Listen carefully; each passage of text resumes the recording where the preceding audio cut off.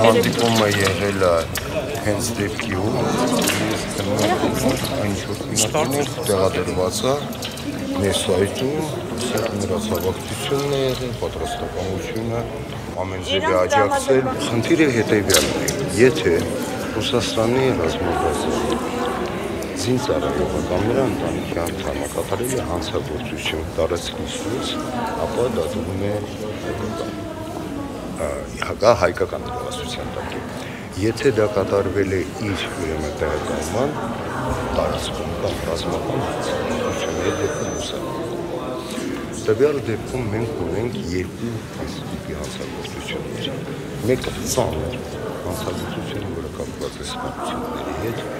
մյուսը այն հանցագործությունը, որի ներծիվասության տակ է, դա փոստամկերն է, դա զենքով է դուրսը, որի ներծիվասության տակ է։ Սա նշանակում է, որ պետք է լինի համագործակցություն եւ Ռուսաստանի եւ Հայաստանի դեպքական մարմինների եւ որպեսզի եւ այն ուղղությամբ եւ այս ուղղությամբ դատավորությունը միջևից կա։ Մի բան կարող եմ նշել, որ ամեն դեպքում բնական է, որ դատավորությունը պետք է լինի Հայաստանի